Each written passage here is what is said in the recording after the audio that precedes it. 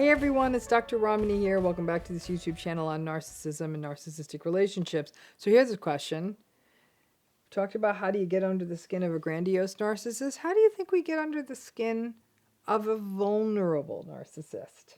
Drop your thoughts in the comments. So again, this is not something I'd ever recommend any of you do, is try to get under the skin of a narcissist. It's a bit like, opening up a hornet's nest. Like I said, we've already talked about how you get under the skin of a grandiose narcissist. So then, like I said, the question we're going to be taking on in this video is, how do you find yourself getting under the skin of a vulnerable narcissist, or as many people say, covert narcissist?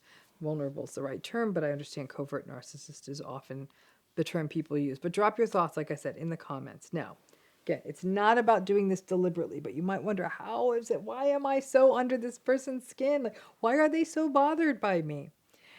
More often, you may end up, again, happening this, not intentionally, but because it happens, you're like, I keep getting under their skin. Why?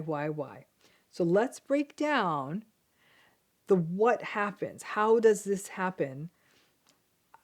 And you're going to see what the punchline to this ain't pretty. It means you just need to stop by being yourself. But how do you do it? By being happy, having fun, being successful, being lucky, having your hard work turn into success, enjoying simple, sweet moments in life. If those things are happening, you're going to get under the skin of a vulnerable narcissist. So let's break this list out, because there's sort of two things happening here. First, let's talk about the happy stuff. Having fun, enjoying a party, enjoying a silly or pretty little thing like a display of lights or a garden or a festival or something like that. The first thing the vulnerable narcissist will do is probably say something cynical about it, or like, oh, this is just something that they're doing to lure you in so you give them more money, or, oh gosh, all of this is contributing to the end of the planet, or you're a corporate shill for enjoying these lights, or whatever it is. Or they'll complain about the parking or the traffic or the fee. They'll roll their eyes. They'll portray you as maudlin and overly sentimental or just foolish for being so into this joyful, happy thing. And if it's at a party, they may critique the people at the party, or contemptuously dismiss the party or the fun people are having, and dismiss them as losers or wannabes or incompetent or something dismissive, and paint the entire party and the whole event as a waste of their time. It will just be heavy and aggrieved and bitter and sullen and resentful, and steal any joy out of all of it if you let them. They may actually not want to go, and if you make the mistake of insisting that they join you, then you are in for a night of their bitterness and resentment, and all of it will sour whatever joy you're getting. That's how you get under their skin, simply experiencing joy.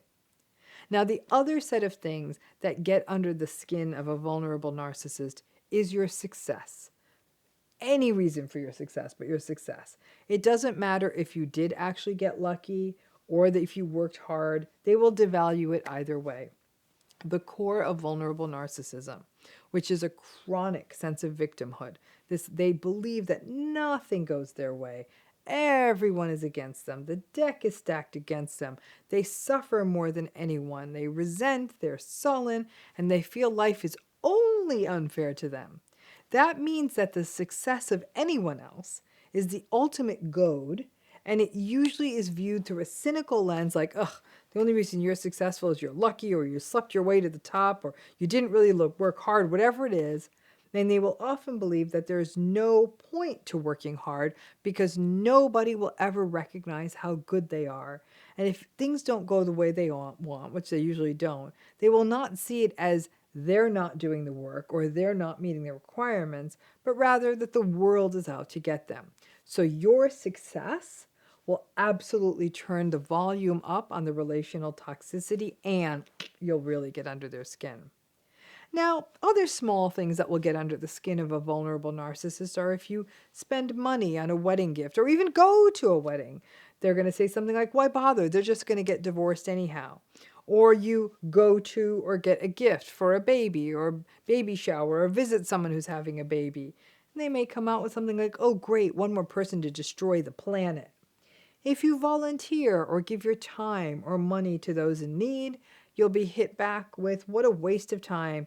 What are you expecting in return? Will you expect people are going to think you're so great and charitable? That's what you could expect from a vulnerable narcissist. When they see people doing good, they don't like it.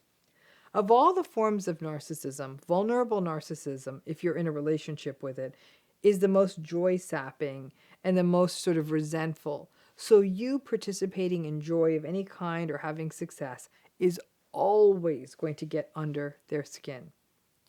If you are in any kind of relationship with a vulnerable narcissist, I'm sure all of this will ring true. As always, if there's anything I missed, put it in the comments. I do remember once I had seen a big fireworks show, right? So it was, it was like unexpected, had not expected it would happen. And I was trying to I heard the booming and I went outside and it was really pretty. Like it was just something unexpected, something different. And I thought in the joy of the moment, there was a guy standing there and kind of like almost had his back to the show. And I said, isn't that lovely? I said, those are really pretty fireworks. And he's like, oh, stand there while the planet gets destroyed. And one day you will be mad at yourself for watching this fireworks show. And I don't know who this dude was. I don't know if he's a vulnerable narcissist. It's definitely a bet I'd be willing to take. And I thought, oh my gosh, what a sour, resentful guy.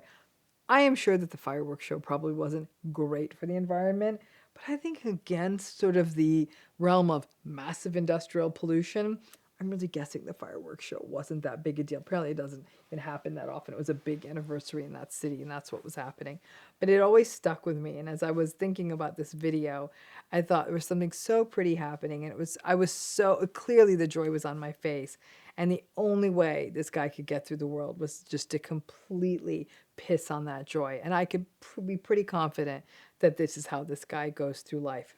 Very much how you get under their skin is joy, happiness, success, anything celebratory. They will always get that cynical barb in. And it's really, really uncomfortable if you're in a relationship with this. So getting under their skin actually happens by you merely living a good life. Hope that helps, and thanks again.